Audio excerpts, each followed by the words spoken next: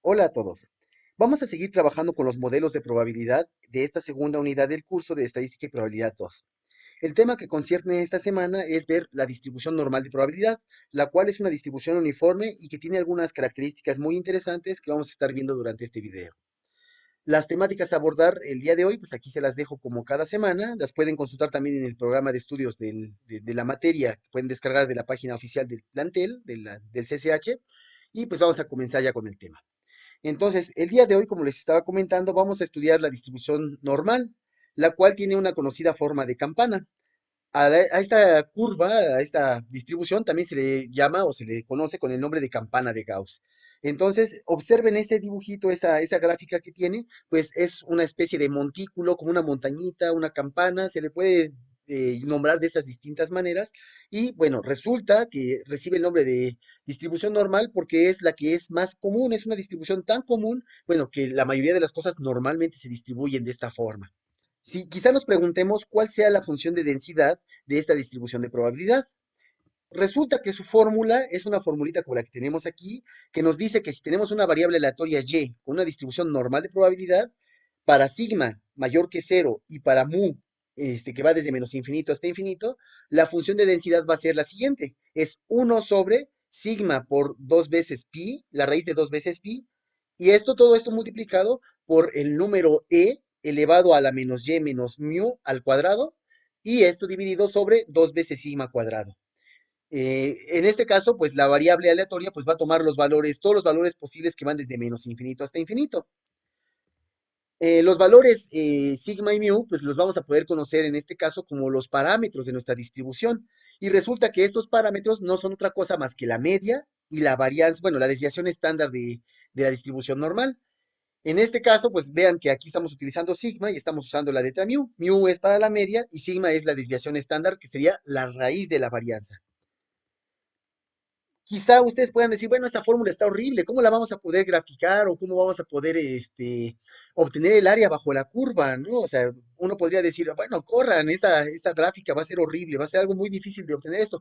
Y la realidad es que sí, no se puede obtener una forma cerrada de la función de distribución de probabilidad para la distribución normal, puesto que no hay una integral definida para esta función, ¿no? Entonces, como no existe una forma cerrada para esta integral, entonces lo que vamos a tener que hacer es dar uso de algunas otras herramientas, por ejemplo, integración numérica, o en nuestro caso en particular, vamos a tener que utilizar algunas tablas. Como nuestra función depende también, aparte de la variable y, de un par de parámetros a los cuales les llamamos mu y sigma, pues nos vamos a dar cuenta que en este caso vamos a tener un montón de distribuciones normales que son diferentes entre ellas, porque no todas las distribuciones tienen la misma media o la misma desviación estándar. Entonces deberíamos de tener una tabla específica para cada una de ellas. Imagínense, esto sería una montaña de libros en donde cada hoja podría ser una tabla distinta. Bueno, resulta que afortunadamente todas estas distribuciones normales las podemos convertir a una única distribución normal a la cual le vamos a asignar los parámetros de mu igual a cero, es decir, la media vale cero, y sigma igual a uno, es decir, la desviación estándar vale uno. Y esta distribución, si es una distribución normal con parámetros mu cero y sigma igual a uno, la vamos a conocer con el nombre de distribución normal estándar. En este caso, pues observen en la gráfica que nosotros tenemos, aquí en la parte central tendríamos la parte más alta, el punto más alto de nuestra gráfica, y observen que a partir de este punto, pues podemos poner, bueno, mu más una desviación estándar, más dos desviaciones estándar, más tres desviaciones estándar. Eso es si recorremos hacia la derecha. Si recorremos hacia la izquierda es menos una desviación estándar, menos dos desviaciones estándar o menos tres desviaciones estándar. Y aquí se va a estar cumpliendo precisamente la regla empírica que en un momentito les voy a seguir comentando. Bueno, para que hagan este dibujito de la distribución normal estándar o de la distribución normal en general bien hecho, deberíamos de darnos cuenta del siguiente dato, del siguiente hecho. Bueno, este punto que tenemos aquí, es decir, de la media, le sumamos una desviación estándar y obviamente también le restamos una desviación estándar. Este punto de aquí sería un punto que le llamamos punto de inflexión.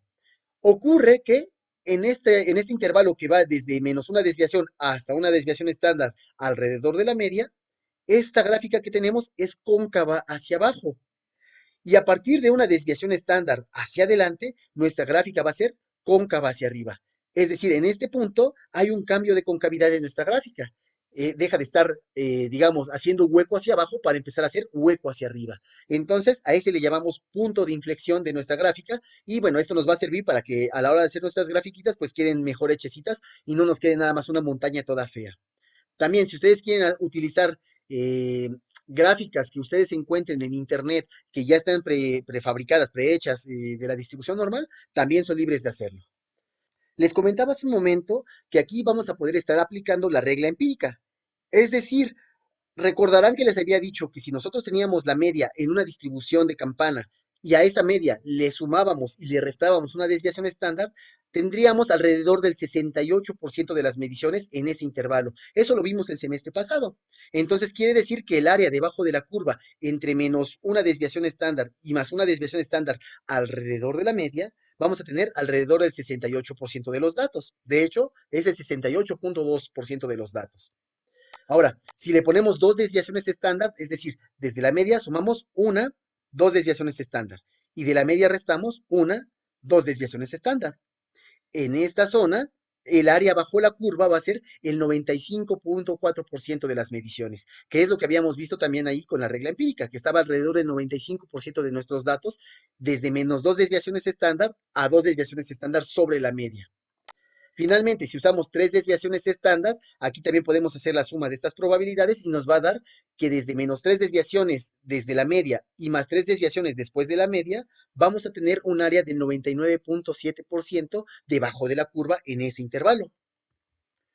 Resulta que existen distintos tipos de tablas que van a poder ustedes encontrar dependiendo del libro que estén utilizando, pero que todas estas tablas son equivalentes entre sí. Por ejemplo, algunas tablas les van a dar la función de distribución acumulada, en este caso desde menos infinito hasta un valor z. Entonces, este valor que nosotros tenemos aquí, bueno, esta sería la función acumulada directa. También vamos a poder tener algunas tablas que nos dan los valores que están entre cero y un valor z. Entonces, esto sería, digamos, de valor simétrico.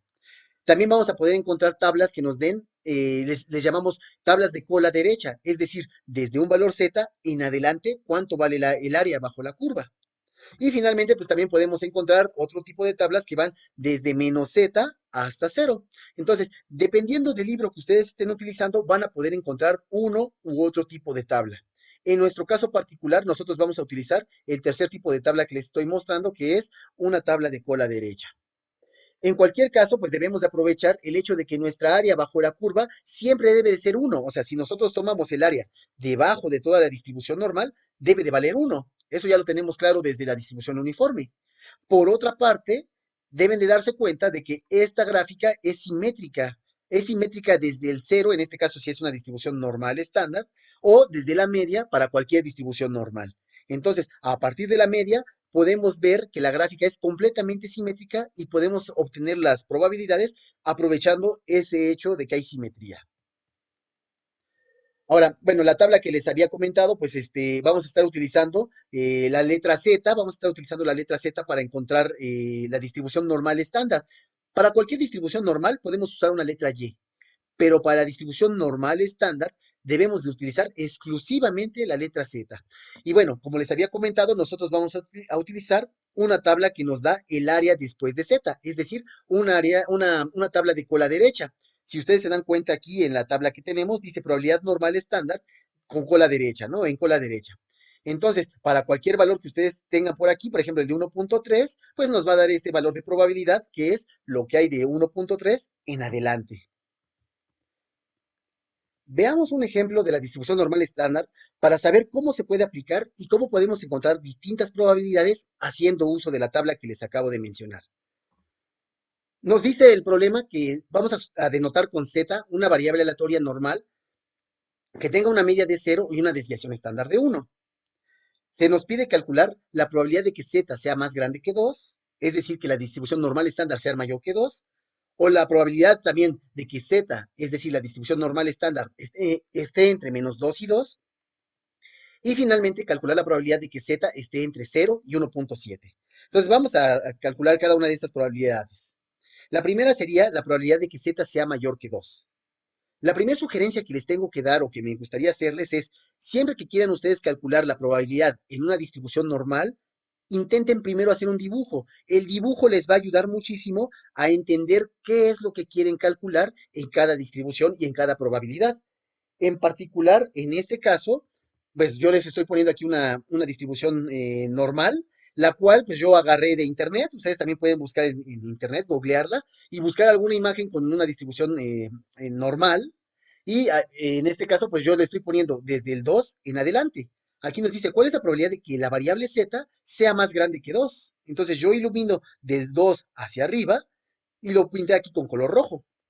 Ahora, ¿cómo podemos encontrar esto en la tabla? La tabla más adelante se las voy a proporcionar ahí en la tarea o en algún otro archivito.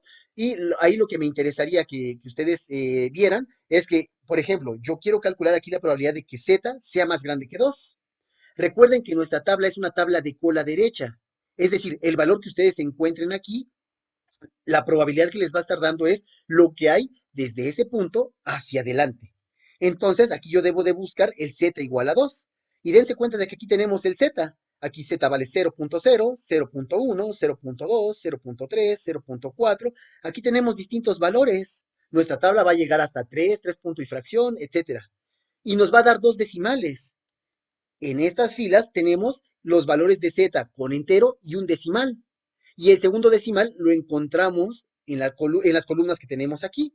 Ahorita vamos a ver cómo encontramos un z entero, como este de aquí, de z igual a 2. Y después vamos a ver un ejemplo, cómo encontrar un z en el cual es fraccionario, ¿no? Por ejemplo, el de 1.73, vamos a verlo en un momento. Entonces, en este caso, queremos encontrar la probabilidad de que z sea más grande que 2. Pues aquí voy a buscar el z que sea igual a 2. Aquí tenemos este z igual a 2. Vean que la probabilidad debe de ser z igual a 2.00. Aquí es con dos ceros, ¿verdad? Entonces, esta área que tenemos aquí es 0.0228. Esta área que tenemos aquí nos da este resultado. Entonces, aquí el área es 0.0228 y ese sería nuestro primer inciso. En el segundo caso nos dice, bueno, ¿cuál es la probabilidad de que z esté entre menos 2 y 2? En este caso también hay que dibujar una gráfica, ¿no? Si ustedes hacen la gráfica, muy probablemente van a entender mucho más el problema que si no lo hubieran realizado. Les volví a poner la misma gráfica de la distribución normal y aquí estoy señalando con color rojo, estoy iluminando el área que va desde menos 2 hasta 2. Observen que aquí esta área que tenemos aquí en medio es lo que queremos encontrar, esta probabilidad. Debe de ser una probabilidad grande respecto a toda el área, porque es mucha la zona roja. Entonces, ¿cómo podemos hacer esto? Esto, recuerden, tenemos que usar nuestra tabla. Bueno, aprovechen el hecho de que el área debajo de toda la curva es exactamente 1. Entonces, también deben de aprovechar el hecho de que esta es una tabla de cola derecha. Si yo a 1, que es el área debajo de toda la curva, le resto esta probabilidad de aquí, entonces voy a tener de aquí hacia atrás. Pero esta probabilidad del 2 en adelante es exactamente la misma probabilidad del menos 2 hacia atrás. ¿Por qué razón? Pues recuerden que yo les comenté que la gráfica era simétrica. Si aprovechamos la simetría, entonces del 2 en adelante y del menos 2 hacia atrás tienen la misma área. Y entonces encontrar la área roja va a ser a 1, que es toda la probabilidad, restarle dos veces la probabilidad de que z sea más grande que 2, que fue el valor que nosotros ya encontramos aquí, que era 0.0228. Por eso se lo resto dos veces, porque le voy a quitar este pedacito de aquí, que sale 0.228, y también este cachito de acá, que es 0.0228. Entonces, 1 menos esos dos pedazos nos va a dar el área roja, que es de 0.9544. Ahora, el último problema nos dice, bueno, ahora debemos de encontrar la probabilidad de que z, nuestra distribución normal estándar, esté entre 0 y 1.73. Observen que aquí ya le puse dos decimales, para que nosotros podamos encontrar aquí en la tabla cómo lo encontramos con dos decimales. Bueno, en principio, pues yo dibujé en mi esquema, pues el área que quiero calcular. Z tiene que estar entre 0 y 1.73. Bueno, el 1.73 supongo que más o menos está por acá. Lo pude haber puesto un poquito más adelante, más atrás, pero esto nada más es para que me ilustre qué es lo que tengo que hacer. Bueno, resulta que calcular esta área roja es exactamente lo mismo que, vean, del 0 en adelante debe de haber un área de 0.5. Como el área debajo de toda la curva vale 1 y el 0 es la media, es decir, el punto más alto, y hay simetría, Del 0 en adelante hay 0.5 de área. Del 0 hacia atrás, esta área debe de ser también 0.5. Entonces, a esta área total sería 0.5, le voy a restar el área que hay después de 1.73. Entonces, ¿qué es lo que tengo que hacer? Bueno, a 1 le resto esta área, que sería buscar el 1.73. Vean que aquí yo busqué el 1.7, aquí, porque es nuestro entero y nuestro primer decimal, y 0.3, que sería nuestro segundo decimal, 1.73. Entonces, el valor que estamos buscando sería este del cuadrito rojo que acabo de señalar. Por lo tanto, la probabilidad que debo de encontrar sería a 0.5, que sería el área que hay después del 0, restarle 0.0418, que sería el área que hay del 1.73 hacia adelante. Entonces, obtenemos esta diferencia y nos da un área de 0.4582. Es decir, tenemos una probabilidad de 0.4582 en este pedacito de acá, ¿no? Casi del 45%, un poco más del 45%. Entonces, con estos ejemplos, me parece que ya más o menos queda claro cómo podemos encontrar un área para una distribución normal estándar. Veamos ahora un ejemplo en el cual la distribución normal todavía no está estandarizada. Este es un ejemplo de aplicación práctica.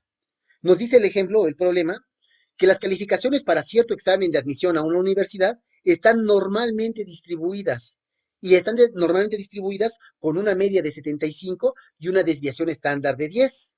Entonces, en este caso, la media no es 0 ni la desviación es 1. Aquí ya cambiamos esos valores de los parámetros.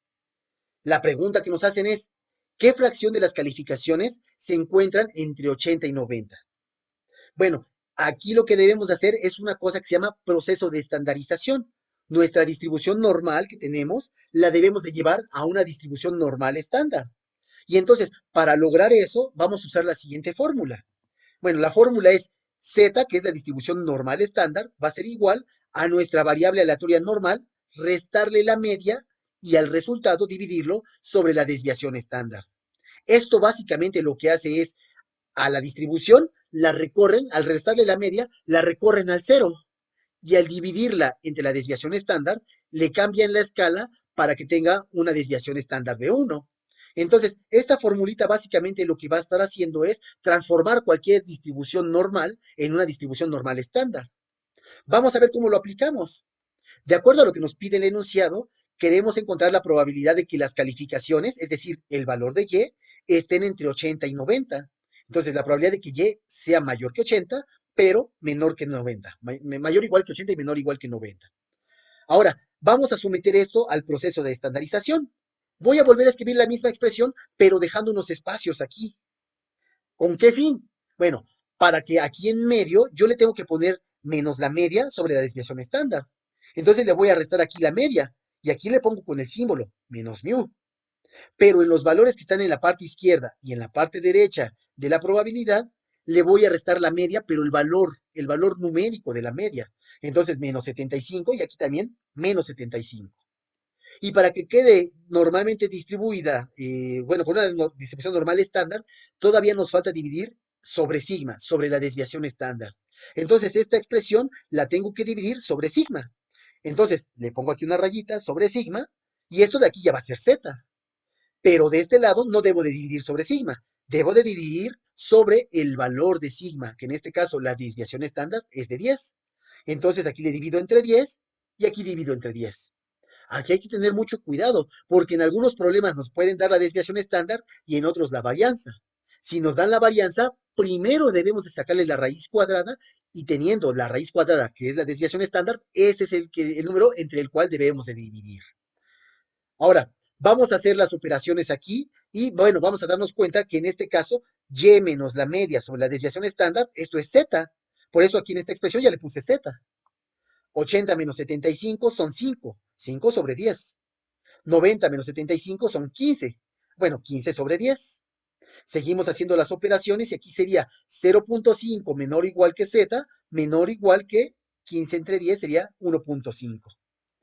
Esta expresión que tengo aquí, pues la voy a volver a copiar y la voy a pegar por aquí, ¿no? Dense cuenta que aquí, como se las estoy colocando, es la misma expresión que teníamos.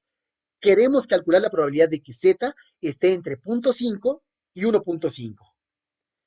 Como les había comentado, lo primerito que deberían de hacer para tratar de resolver este tipo de problemas es traten de hacer un esquema. El esquema les va a ayudar muchísimo a tratar de entender el problema y cómo obtenerlo con las tablas.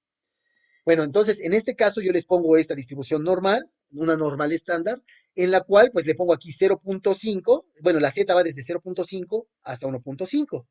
Bueno, aquí desde 0.5 hasta 1.5 voy a acotar nuestra área entre esos dos valores y la gráfica, ¿no? Entonces, pinto esta zona que está aquí de color rojo, que es lo que yo quiero encontrar, cuánto vale esa área. Y bueno, para esto, ¿cómo le podríamos hacer? Dense cuenta o recuerden, nuestra gráfica y nuestra tabla son de cola derecha, es decir, si yo encuentro el valor de 0.5, de este punto de aquí, nos va a dar el área que está adelante de ese 0.5. Y si yo encuentro el valor de 1.5, nos va a dar el área que está después de 1.5. Por lo tanto, ¿cómo puedo encontrar esta área roja que tenemos aquí? Bueno, si lo piensan un poquito, eso sería igual al área que hay después del 0.5, toda esta área que hay aquí en adelante, restarle la del 1.5 en adelante. Entonces, voy a ubicar primero cuál es el área que hay después del 0.5. Y esto es 0.3085. Y también voy a buscar el área para 1.5. Para el 1.5, que es de aquí en adelante, es 0.0668. Bueno, lo que tengo que hacer es, a la probabilidad de que z sea más grande que 0.5, es decir, de aquí en adelante, le voy a restar del 1.5 en adelante, para obtener esta área del medio, que es la diferencia. Entonces, 0.3085, que sería la del 0.5, menos 0.0668, que sería la probabilidad del 1.5 en adelante. Obtengo esta diferencia y entonces obtenemos la probabilidad que es de 0.2417. Esta área de aquí es alrededor del 24% del área total de la gráfica, de la distribución normal, ¿no? Entonces ahí ya encontramos cuál es la probabilidad. La probabilidad de que una persona saque entre 80 y 90 en ese examen de admisión es del 24%, o de punto 24 si lo queremos ver como un valor entre 0 y 1. ¿Sale?